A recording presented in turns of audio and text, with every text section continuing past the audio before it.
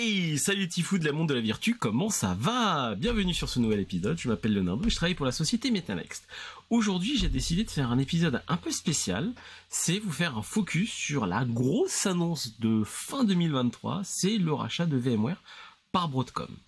Alors oui, ça peut faire peur, oui il va y avoir des changements, mais je suis là aujourd'hui pour vous expliquer un peu les premiers changements qu'on est capable de vous expliquer, parce que tout n'est pas encore public, donc on attend pas mal de nouvelles annonces qui devraient arriver là sur les prochains mois, mais je vais vous communiquer déjà les premières informations qui sont publiques, et donc c'est avec un grand plaisir que je fais cet épisode aujourd'hui. Donc comme d'habitude, un petit pouce, on s'abonne à la chaîne YouTube, et si on peut repartager sur LinkedIn, ça serait super sympa. Comme d'habitude. Voilà, bon, allez, bref, qu'est-ce que je vous ai concocté? Donc, déjà, pour commencer, la petite des journaux qui vont bien. Voilà, j'ai essayé de faire quelques petites unes, de récupérer ce qui avait été dit, sur, déjà, combien ça a coûté, cette transaction, parce qu'on parle de quand même de plus de 61 milliards de dollars, ce qui est monstrueux sur le monde de l'IT, donc c'est quand même un très grand deal, et surtout, c'est que le rachat de VMware par Broadcom a permis une réorganisation en interne côté VMware en 4 divisions.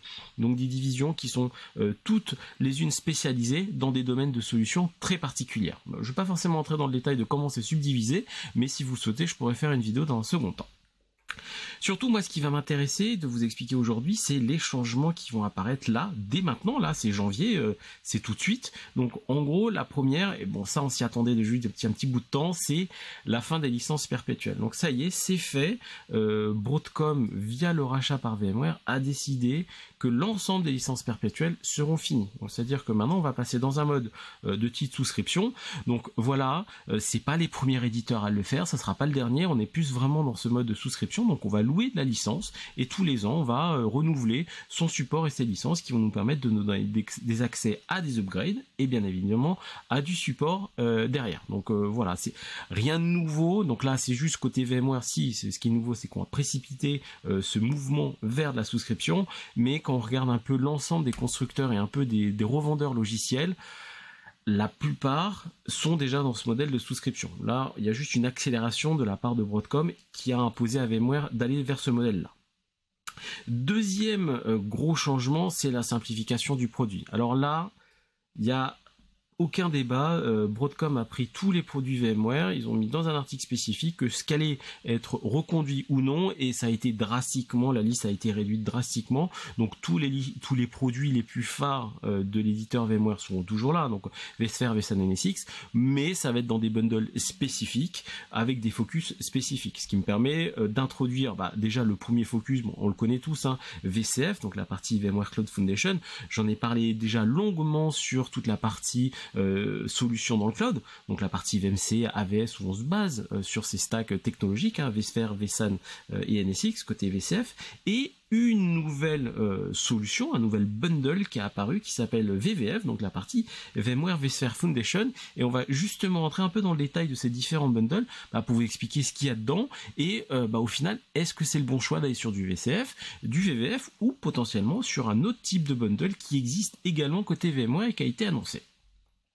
Alors, déjà, VCF, donc je vais utiliser beaucoup d'acronymes, c'est fait exprès, je vais déplacer ma petite tête parce qu'elle n'a plus besoin d'être là, voilà. Donc VCF, le bundle, donc on va retrouver traditionnellement une infrastructure vSphere Enterprise Plus avec mon vCenter, ma partie vSphere, ma partie hyperviseur, à côté je vais avoir accès à la partie NSX et à la partie vSAN.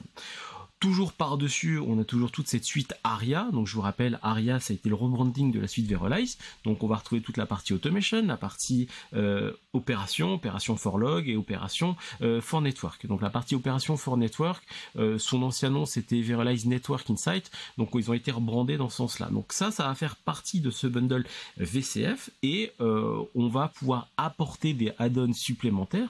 Donc si je souhaite faire par exemple du PRA ou donc du DR as a service, typiquement je pourrais consommer nativement des solutions comme VMware Cloud Disaster Recovery, donc la partie VCDR, donc produit que nous on a l'habitude de déployer énormément chez différents de nos clients, qui me permet de faire du DR as a service.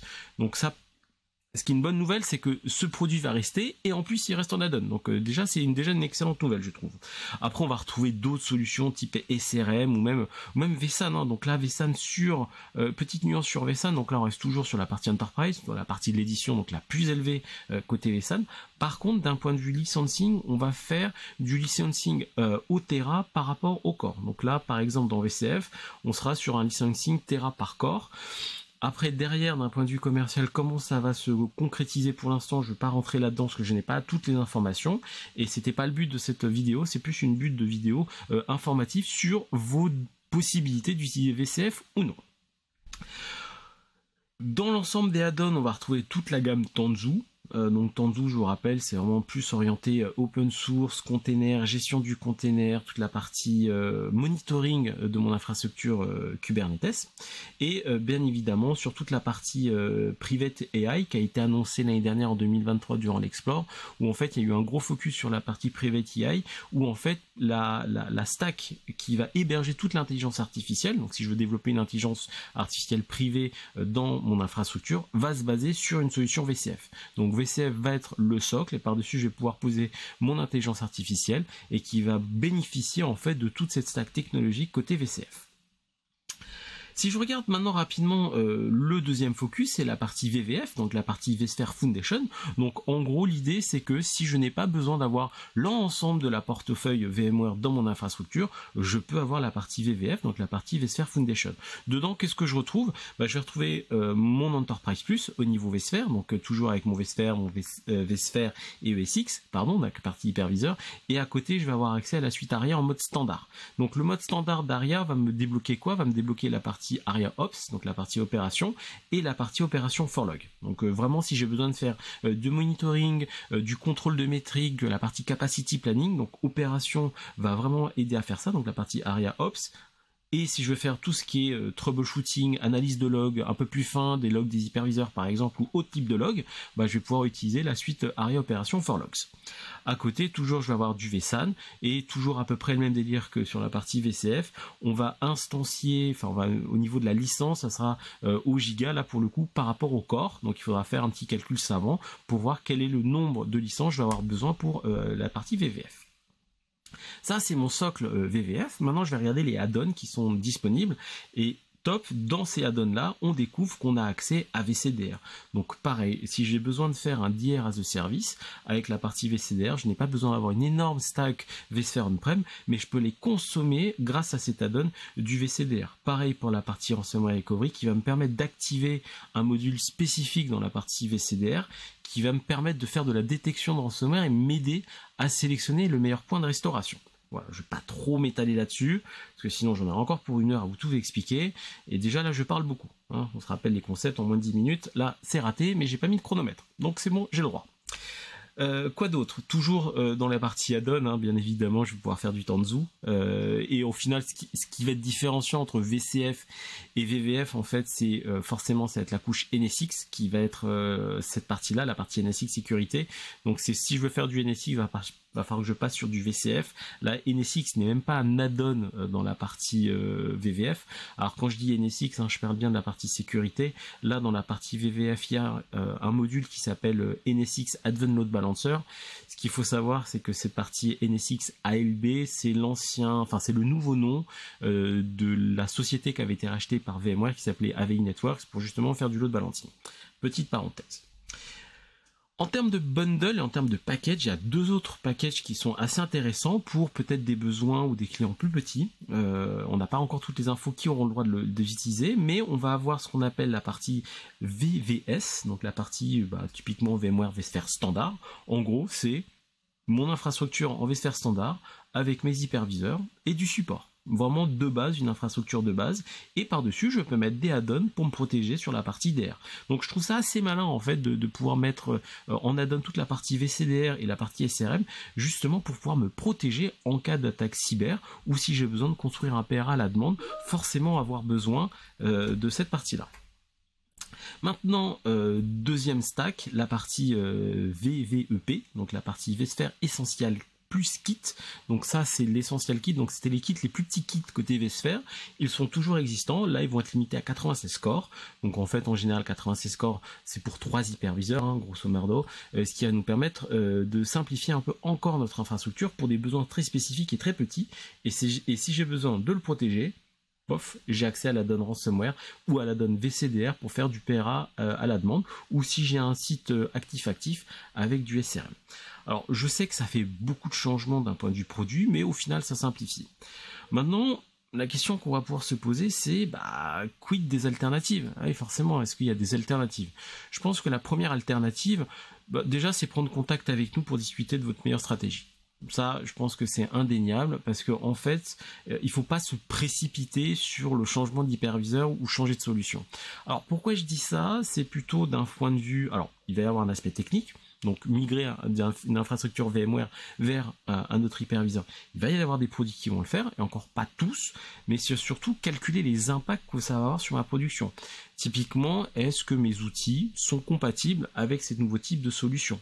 Exemple, le backup. Est-ce que mon infrastructure de backup va être compatible avec un hyperviseur qui est moins connu sur le marché? Pareil pour mes infrastructures de monitoring, tout ce qui est autour de la sécurité.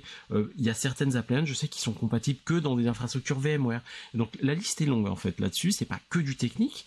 Et il peut y avoir aussi tout l'aspect compétences techniques. Est-ce que dans mon équipe actuelle, je vais avoir des compétences pour gérer ces nouveaux types d'hyperviseurs, ou est-ce que sur le marché, je vais trouver des nouveaux consultants qui ont ces compétences ou cette expertise justement pour gérer cette nouvelle infrastructure?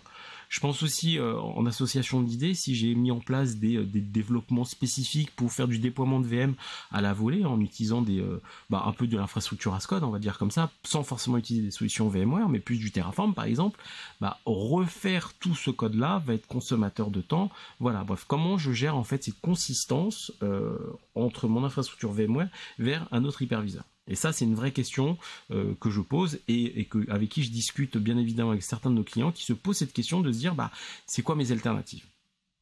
Autre alternative possible, c'est commencer à réfléchir à des solutions de cloud hybride, typiquement VMware Cloud AWS, Azure VMware Solutions ou GCVE avec la partie Google.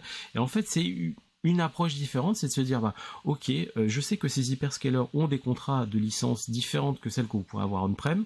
Du coup, peut-être que je peux bénéficier de faire un move intelligent directement dans la partie cloud hybride, donc utiliser du VMC, AVS ou GCVE, et après lancer ma transformation vers du pur cloud native. Donc c'est des choses qu'on a l'habitude de faire avec plusieurs de nos clients. Voilà. J'ai essayé de faire quelque chose de très synthétique, j'espère que ça vous a plu. En tout cas, si vous avez des questions, n'hésitez pas à prendre contact aussi bien avec Jérémy ou moi. Donc Jérémy, c'est vrai qu'on vous le connaissez pas forcément, parce qu'il n'intervient pas sur mes vidéos, mais c'est mon commercial avec qui je travaille main dans la main sur l'ensemble de nos essais VMware.